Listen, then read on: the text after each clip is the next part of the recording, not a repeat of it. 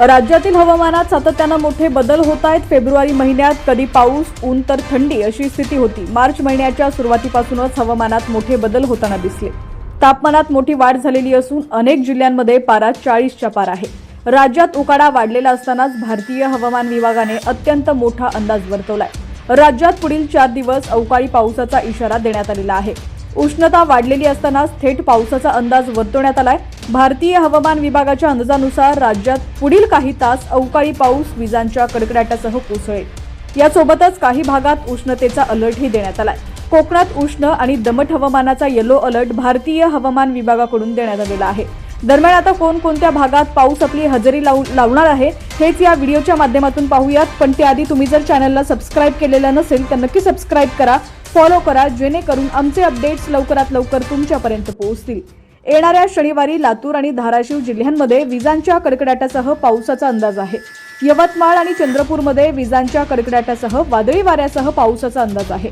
फक्त शनिवारीच नाही तर येणाऱ्या रविवारी देखील नागपूर, गडचिरोली, चंद्रपूर, वर्धा, यवतमाळ या जिल्ह्यातील काही भागात विजांचा कडकडाट होईल आणि पाऊस सुद्धा होईल। यावेळी मोठ्या प्रमाणात वारही सुटण्याचा अंदाज आहे।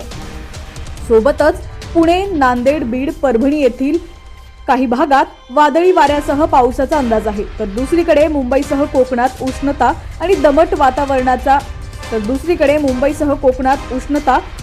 वातावरणात वाढ होण्याचा अंदाज आहे।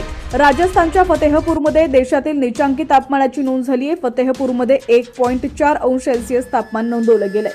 गुजरातच्या राजकोट इथं देशातील उच्चांकी तापमानाची नोंद झाली आहे। 41.6 अंश सेल्सिअस तापमान नोंदवलं गेलंय। मंगळवारी अमरावती, वाशिम, ब्रह्मपुरी, सोलापूर, जळगाव, यवतमाळ इथं 39 अंश सेल्सिअस तापमान नोंदवलं गेलंय। राज्यातील नीचांकी तापमानाची नोंद निफाड इथं झाली आहे। निफाडमध्ये 12.2 अंश सेल्सिअस तापमान नोंदवलं गेलंय। आज भारतीय हवामान विभागाकडून राज्यातील अनेक भागात उष्णतेचा येलो अलर्ट जारी करण्यात आलाय। पालघर, रायगड आणि मुंबई जिल्ह्यामध्ये दमट आणि उष्ण हवामानाचा येलो अलर्ट जारी करण्यात आलाय। नागरिकांनी शक्यतो महत्त्वाचं काम असल्याशिवाय घराबाहेर पडणं टाळावं।